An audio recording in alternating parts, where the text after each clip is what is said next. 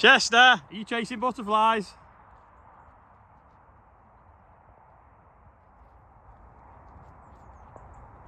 There's Chris, male of straw. He's min 6'3". Just took the dog for a walk in the buggy, opened the maze, and I'm just looking at the oilseed rape here behind the yard. So it looks good because it's in rows. It's had a massive 2.5 mil of rain since it was drilled. But amazingly, it's finding moisture and it's growing. Nowhere near as good as the other stuff though that we sown a week beforehand. Had a massive 0.5 mil of rain last night. We've actually got a puddle in the yard. Andrew's just cleaning his tractor for the millionth time, blowing the radiator out.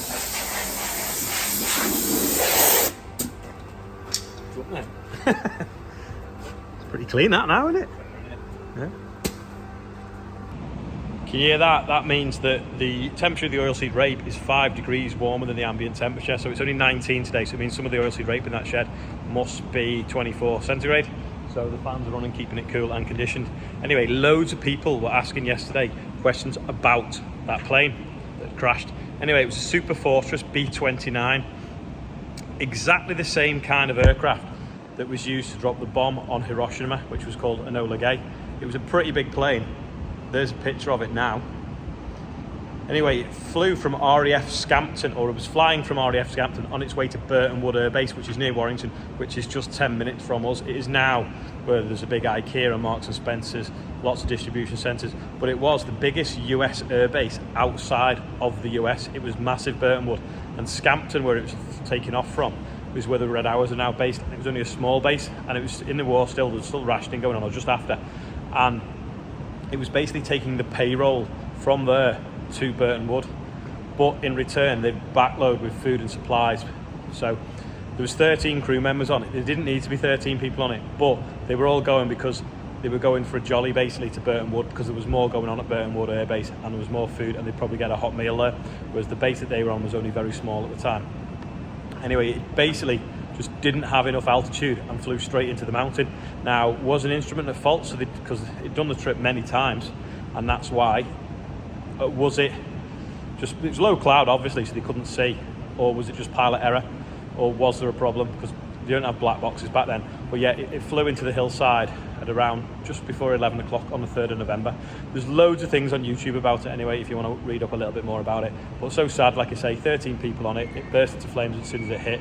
They were found an hour and a half, 2 hours later, but obviously there was no survivors, and that was that. To me, it didn't look like it was going very fast. The remains weren't scattered particularly far, so it would suggest that maybe they had a bit of a headwind, and that was meaning that they didn't know where they actually were.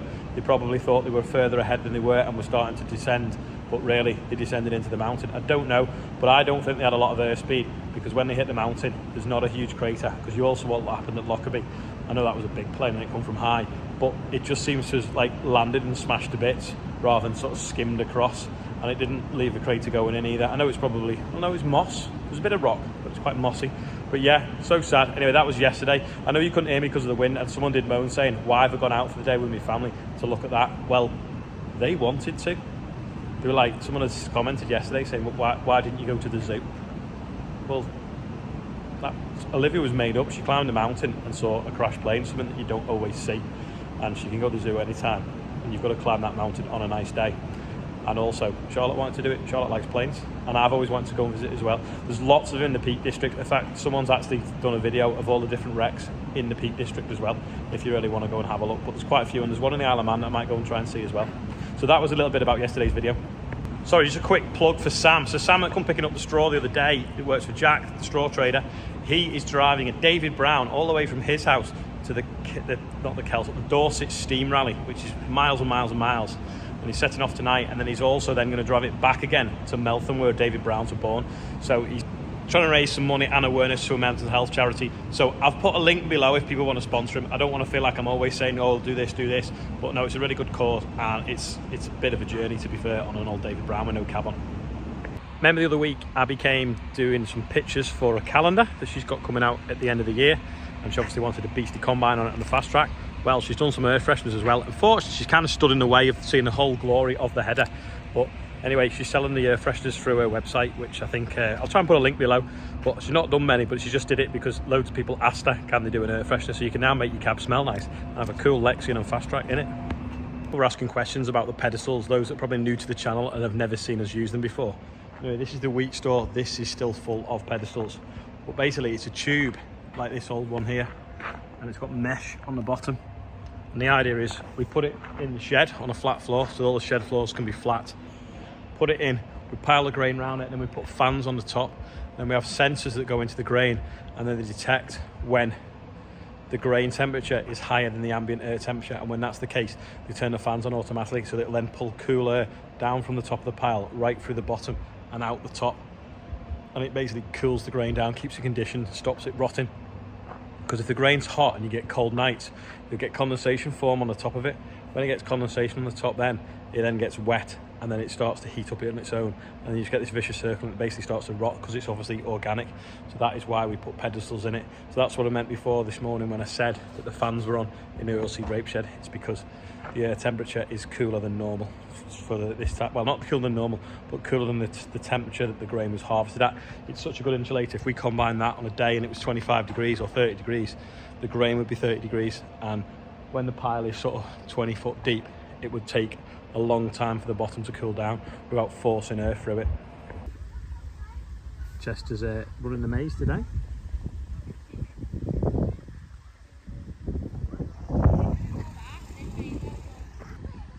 James is looking at hers on my arm with his train driver hat on. This was yesterday's not birthday bumper. This was yesterday's quiz question. In fact, I need to do the birthday bumper. It's a rubber block out of the discs. So the Amazon discs have 4 blocks clamped onto the box section with one of these brackets, and it acts as suspension on the disc to protect the bearings. But this is off because one of the bearings has actually gone. This is today's quiz question. What's that black tube for? Quite a lot of machines have one on it. If you think you know, leave a comment below. I haven't really done much today other than looking at how things are growing and been at the maze a little bit. Anyway, I'm going to quickly do the birthday bumper, and then that is probably about all for today. So there's the birthday bumper. This is today's birthday bumper. We've got Darren, we've got Val, we've got Martin, and we've got Harry. So happy birthday everyone on there and anyone else whose birthday is today. Anyway, that is actually it for today. Sorry there's not really been much farming happening today, but I give the lads the weekend off because we thought it was going to rain, and then it didn't really rain much. Although I said I had 1/2 mil, my rain gauge mustn't be working properly because my dad measured 3.5 mil only the other side of the road, and the rain did wake me up in the night. So I think his was probably more accurate, and the puddles are still here. So anyway, that's it. Thanks for watching. See you tomorrow.